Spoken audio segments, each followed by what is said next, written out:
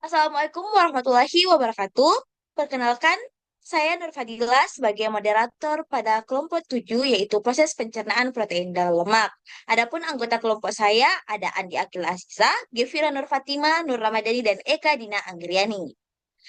Selanjutnya kita masuk ke materi pertama, yang di mana materi ini akan dibahas oleh Andi Akil Aziza. Kepada Andi Akil Aziza, saya persilahkan. Baik, materi pertama saya akan menyebutkan beberapa organ pencernaan di dalam tubuh kita.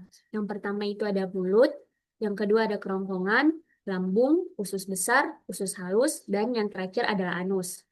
Kemudian ada fungsi sistem pencernaan. Yang pertama mengolah makanan menjadi zat yang dapat diserap tubuh. Yang kedua menyerap nutrisi untuk energi, pertumbuhan, dan perbaikan tubuh. Dan yang ketiga mengeluarkan sisa makanan yang tidak diperlukan. Baik, di materi ini ada proses pencernaan protein dan lemak. Proses pencernaan protein dan lemak sangat penting bagi metabolisme tubuh manusia. Makronutrisi esensial yang menyediakan energi dan mendukung fungsi tubuh, namun memiliki peran dan komposisi yang berbeda. Baik, saya serahkan kembali kepada moderator. Baiklah, itulah tadi materi yang dibawakan oleh Adi Akil Aziza. Selanjutnya, materi kedua akan dibacakan oleh Nur Ramadhani. Kepada Nur Ramadhani, saya persilahkan. Baik, selanjutnya ada protein.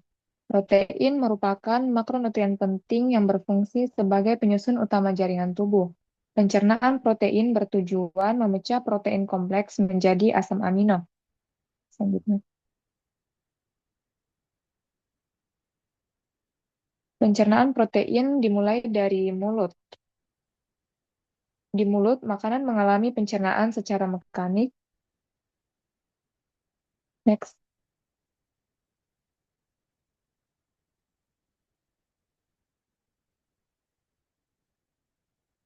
Selanjutnya ada kerongkongan.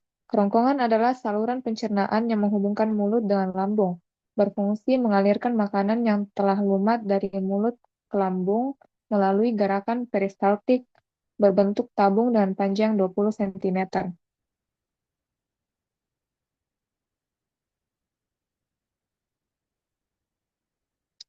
Selanjutnya ada lambung. Pencernaan protein dimulai di lambung, di mana sel Schiff menghasilkan pepsinogen, kemudian diaktifkan oleh HCl menjadi pepsin. Pepsin kemudian memecah ikatan peptida pada protein, lalu menghasilkan polipeptida lebih kecil.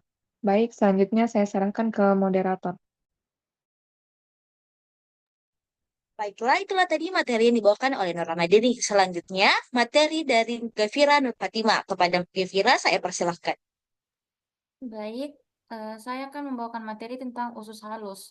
Usus halus, potongan protein masuk ke usus halus di mana hormon sekretin dan kolesteronin memicu pankreas mengeluarkan enzim pencernaan yang tidak aktif, zymogen, seperti trypsinogen, kimotropsinogen, prokarboksipeptidase.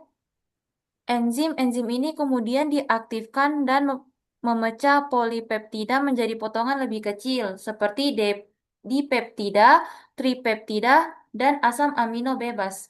Selanjutnya, yang kedua itu ada usus. Enzim pada permukaan sel usus seperti aminopeptidase, dipeptidase, tripeptidase menyelesaikan pemecahan hingga menjadi asam amino bebas. Akhirnya yaitu asam amino, dipeptida, dan tripeptida yang kemudian diserap ke dalam darah. Next. Dan materi selanjutnya itu lemak. Lemak, proses pencernaan lemak pada tubuh adalah serangkaian proses pemecahan lemak dari makanan menjadi bentuk yang lebih sederhana agar dapat diserap dan digunakan tubuh. Enzim pencernaan yang terlibat dalam pemecahan lemak di saluran gastrointestinal atau GI adalah esterase yang memecah ikatan ester asam lemak dalam triasilgliserol atau lipase. Fosfolipid, fosfolipase, ester kolesterol, kolesterol esterase, dan ester fitosterol, juga kolesterol esterase. Materi selanjutnya, Saya kembalikan kepada moderator.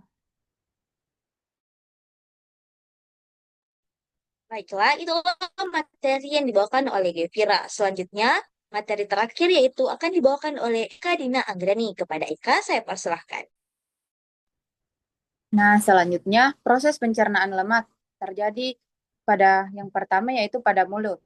Lemak hanya mengalami pemecahan mekanis di kunyah bersama makanan lain. Enzim lipase dari saliva atau lipase lingual mulai bekerja, tapi aktivitasnya masih sangat kecil.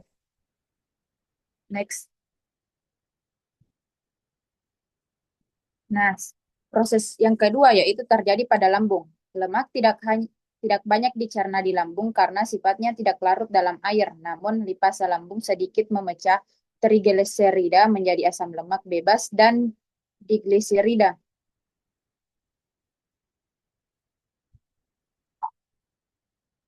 Yang ketiga yaitu usus halus. Disinilah pencernaan lemak sebenarnya terjadi. Empedu dihasilkan hati, disimpan di kantong empedu, mengandung garam empedu yang berfungsi mengemulsikan lemak, memecah globul besar jadi butiran kecil, dan memudahkan kerja enzim.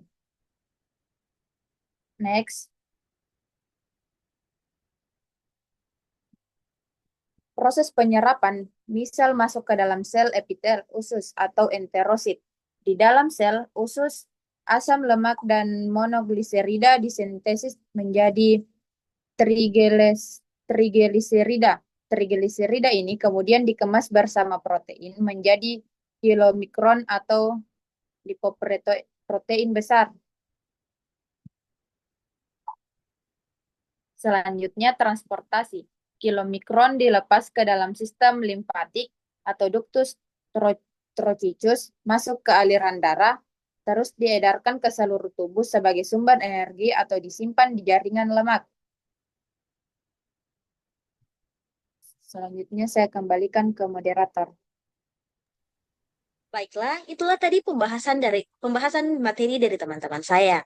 Dan bisa kita simpulkan dari pembahasan tersebut bahwa pencernaan protein dan lemak itu berasal dari lambung.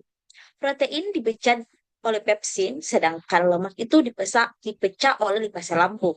Meskipun pencernaan lemak lebih banyak terjadi di usus halus, itu artinya lambung bukan hanya tempat penyimpanan makanan sementara, tetapi juga pusat awal reaksi penting untuk memastikan zat gizi siap digunakan oleh tubuh.